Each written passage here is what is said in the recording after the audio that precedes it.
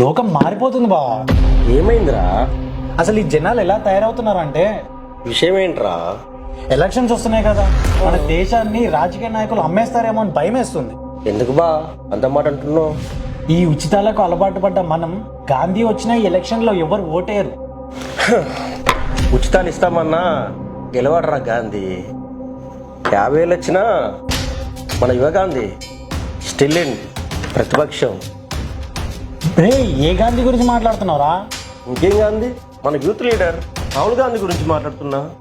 నీ తలకాయ, నేను మాట్లాడేది మహాత్మా గాంధీ గురించి. ఇప్పుడు ఆయన వచ్చి ఉచితాలు ఇస్తామన్నా గెలవాడరా బాబు ఆయన. ఏం అంత మాట అన్నావు? ఆయన గురించి ఇప్పుడు మాట్లాడకపోతేనే బెటర్. మళ్ళీ ఏదన్నా మాట్లాడితే కాంట్రవర్సీలు. నాకు మాత్రం సెలబ్రిటీ ఎవరైనా లేదు బా. ఇప్పుడు ఎలక్షన్స్ వస్తున్నాయంట, దేశాన్ని ఎవరి చేతిలో పెడితే బాగుంటుంది అంటావు? భద్రంగా ఎవరు చూసుకుంటే వాళ్ళ చేతిలో. అంటే చెప్తా. విపరీతమైన జనాలు తిరిగే ప్లేస్లల్లా తిరగనికి మీరు ఎప్పుడన్నా భయపడ్డారా? అంతకేం భయపడలేదు. కానీ 10 ఏళ్ల ముందు వరకు ఆ భయం చాలా ఎక్కువగా ఉంటాయి. ఏదైనా మహానగరానికి ఊరు నుంచి పోతున్నారు అంటే ఇంటి నుండి బయలుదేరింది మొదలు తిరిగి ఇంటికి వచ్చేదాకా భయం. సిటీలో ఉన్న జనాల గురించి అస్సలు చెప్పాల్సిన పనిలేదు. ఇంటి నుండి బయటకు పో అన్నట్టే భయం. షాపింగ్ మాల్లు, టెంపులు, పార్కులు, హోటళ్లు, చివరికి పానీపూరి, చాట్ తినే ప్లేస్లలో కూడా ఎక్కడ ఈ దొంగనా కొడుకులు బాంబులు బ్లాస్ట్ చేసి చంపేస్తారో, నా వాళ్ళు నాకు దూరం అయిపోతారో, లేదా నా వాళ్లను అనాథలుగా చేసి నేను పోతను అని అనుక్షణం భయపడుతూ బ్రతికేటోళ్ళం. 2014 ముందు దాకా కూడా. ఈ దేశంలో జరుగుతున్న ఉగ్రవాద మారణ హోమాన్ని చూసి చలించిపోయిన తల్లి భారతి తన బిడ్డలను కాపాడమని ఎంత తల్లడిల్లిందో. వచ్చిండు, నేను అంటే నా దేశం మాత్రమే, అంతకుమించి ఇంకేం కాదు అంటూ గుండె మీద చెయ్యేసుకొని ఛాతీ చూపిస్తూ ఇంటి దొంగలతో పాటు ప్రపంచవ్యాప్తంగా ఉన్న శత్రువులను తరమనీకి మేరా భారత్ మహాన్ అని గర్జిస్తూ అత్యున్నత స్థితి నుండి కుటిల రాజకీయ నాయకుల స్వార్థం వల్ల ఎక్కడికో పడిపోయిన నా దేశాన్ని విశ్వగురు భారత్ అనే స్థానంలో నిలపడానికి నరేంద్ర దామోదర్ దాస్ మోదీ.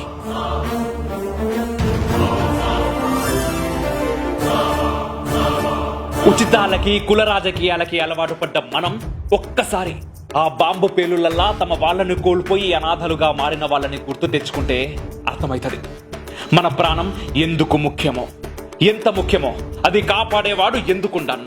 2014 తర్వాత అటువంటి ఉగ్రదాడులు మన దేశంలో మీరు ఎప్పుడన్నా చూసిరా? లేదు. విదేశాల్లో ఈ మన ప్రతిపక్ష నాయకులు మన దేశాన్ని కించపరుచుకుంటూ మాట్లాడుతుంటే, మన దేశ సైనికులు శత్రు దేశానికి పట్టుబడితే ప్రపంచమంతా చివరికి ఆ జవాను కుటుంబంతో సహా ఆశలు వదులుకుంటే, కదలకుండా మాట్లాడకుండా కూర్చున్న సీట్లకెళ్ళి లేవకుండా నా కొడుకులను ఉచ్చపోయించి మన జవాన్ను వెనక్కి రప్పించి భారతదేశ గౌరవాన్ని, వీరత్వాన్ని ప్రపంచ పటంలో సర్వోన్నత స్థాయిలో నిలబెట్టింది.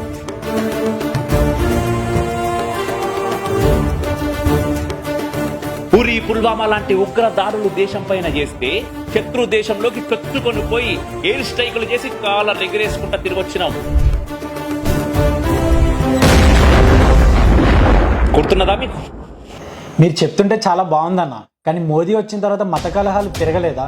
మనుషులు కొట్టుకుని చస్తలేదా? మీరు చెప్పండి. అదే అనుకుంటున్నా, ఇంకా దీని గురించి మాట్లాడతలేరు మీరు అని. మోదీ వచ్చినాక షురు అయినాయి అండి. కొన్ని వందల సంవత్సరాలు నా దేశం, నా ధర్మం మగ్గిపోయింది విదేశీ మతోన్మాదుల చేతుల పడి. అది మీకెవ్వరికి తెలియదు. పైగా కర్కశంగా మన వాళ్ళని చంపిన వాళ్ళు మన పాఠ్య పుస్తకాల్లో మనకి హీరోలు. అసలు మనకు స్వతంత్రం ఎప్పుడు వచ్చింది? 1947. ఎవరు తీసుకొచ్చారు? 10 మంది పేర్లు చెప్పుర్రి. గాంధీ, నెహ్రూ వాళ్ళ ఫ్యామిలీ. ఇది మన దేశం గురించి మనకు తెలిసింది. పాకిస్తాన్ భారత్ నుండి విడిపోయింది కూడా అప్పుడే. లక్షల మంది పాక్లో ఉన్న హిందువులు తమ సర్వస్వం కోల్పోయారు. వేల మంది హిందువుల తలలు తెగిపట్టాయి. ఆడవాళ్ల మానాలు పోయినాయి. మీరు చెప్పిన లీడర్లను కాళ్ళ మీద పడి ప్రాధేయపడినా పట్టించుకున్న పాపాన పోలేదు. ఎవరు చేసిన పాపమది? ఎవరికి శాపంగా మారి? ఎవరు చనిపోయారు అక్కడ? హిందూ. పోనీ అంత దూరం ఎందుకు? 1990లలో ఇంకా మీరు ఉట్టిరో లేదో నాకు తెలియదు, ప్రార్థనా స్థలాలు అని చెప్పే మసీదుల్లోంచి మీ ఆడవాళ్లను ఇక్కడనే వదిలేసి మీరు ఈ ప్రదేశం వదిలి ఓర్రి, లేదంటే ప్రాణాలు తీస్తామని బహిరంగంగా ప్రకటిస్తే ఏ నాయకుడు ఏం పీకలేదు. కాశ్మీరీ పండిట్ల సజీవ దహనాలు జరిగిన ఎందరో ఆడవాళ్ల మాన ప్రాణాలు తీసిర్రు. చెప్పలేనంత దరిద్రం చేసిర్రు. ఎవరు చేసిర్రు? ఎవరిని చేసిర్రు? ఇక్కడ నష్టపోయినోళ్ళు ఎవరు? మొన్నటికి మొన్న బెంగాల్లో ఇట్లా చెప్పుకుంటూ పోతే ఎన్నో దారుణాలు హిందువులపైన జరిగినాయి, జరుగుతూనే ఉన్నాయి.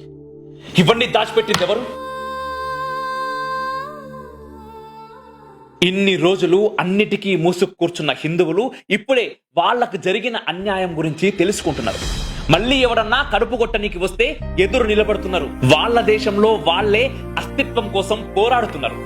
దీంట్లో ఎక్కడ జై శ్రీరామ్ పేరుతో జిహాద్ కార్యక్రమాలు చేస్తలేరు. అరే అవన్నీ ఎందుకు? నా దేశ అస్తిత్వానికి కారణమైన శ్రీరాముని గుడిని కూల్చి మసీదు కడితే దాన్ని తిరిగి సంపాదించుకోనికి 500 ఏళ్లు పట్టింది మాకు. అది మోదీ వల్ల సాధ్యమైంది. అట్లని ఎవరికన్నా అన్యాయం జరిగిందా? ఆ పక్కనే ప్రపంచంలోనే అతిపెద్ద మసీదు అత్యధిక హిందువులు ఉన్న దేశంలో కడుతున్నారు. మీరు ఎప్పుర్రి ముస్లింలు అత్యధికంగా ఉన్న దేశంలో ఒక్క హిందూ ఆలయాన్ని నిర్మించగలరా? ఉన్న వాటినే కూల్చేస్తున్నారు అక్కడ. అంతెందుకబ్బా, మన చార్మినార్ ఒకప్పటికి ఇప్పటికి ఎంత మారింది. అవునన్నా, నువ్వు చెప్తుంటే నాకు ఇప్పుడిప్పుడు అర్థమవుతుంది. పాత బస్తీకి పోతే చార్మినార్ తప్ప ఇంకేవి ఉన్నాయని చెప్పి తెలిసేది కాదన్న. కానీ ఇప్పుడు అక్కడ ఉన్న ఎన్నో పురాతనమైన దేవాలయాల గురించి ఇప్పుడిప్పుడే తెలుస్తుంది. అక్కడ పూజలు చేయడం స్టార్ట్ చేశారు. అక్కడికి వెళ్తే వాళ్ళ జెండాలు తప్ప ఇంకేవి కనిపించేవి కాదు. కానీ ఇప్పుడు వాళ్ళకి పోటీగా కాషాయ జెండాలు కూడా కనిపిస్తున్నాయి, శ్రీరాముడి ఫ్లెక్సీలు కూడా కనిపిస్తున్నాయి. అవునన్నా, నిజమే అన్నా. మా చిన్నప్పుడు కూడా పాత బస్తీ పోతే చాలా భయపడే వాళ్ళం అన్నా. మేము మా ఇంట్లో ఆడవాళ్ళు పాత బస్తీలో నడుచుకుంటూ పోతూ ఉంటే మా ఇంట్లో ఆడవాళ్ళని వెనుక నుంచి కొట్టేవాళ్ళన్నా. అప్పుడు మాకు సపోర్ట్ చేయడానికి ఎవరు రాలే అన్నా. ఇదేంటే మేము ప్రశ్నిస్తే మా పైన దాడులు చేసేవాళ్ళన్నా. కానీ ఇప్పుడు అలా లేదన్నా, మారిందన్నా. చాలా మారుతుంది, కానీ ఇంకా చాలా మారాలన్నా. బాగా చెప్పారు. ఏ మతంలోనూ 100కి 100 మంది చెడ్డోళ్ళు కాదు, మంచోళ్ళు కూడా ఉండరు. ఎవడైతే చెడ్డోడో, ఎవడి వల్ల అయితే నా దేశానికి నా ధర్మానికి హాని కలుగుతుందో వాళ్ళను మాత్రం వదిలేది లేదు. ఈ రోజు ప్రపంచమంతా బాలరాముని చూస్తున్నది. భారతదేశ వైభవాన్ని పొగుడుతున్నది. విశ్వగురువుగా భారత్ను కొలుస్తుంది. మనకు దూరం చేసిన అపారమైన మన సనాతన జ్ఞాన సంపద కోసం ఎదురు చూస్తున్నది. భారతదేశం అభివృద్ధి చెందుతున్న దేశం అని మీరు చదివారు. మీ నాన్న చదివిండు, వాళ్ళ నాన్న, వాళ్ళ నాన్న, వాళ్ళ తాత కూడా అదే చదివారు. కానీ మీ కొడుకు, మీ కూతురు అతి తొందరలో భారత్ అభివృద్ధి చెందిన దేశం అని చదివే రోజులు చాలా దగ్గరలున్నాయి.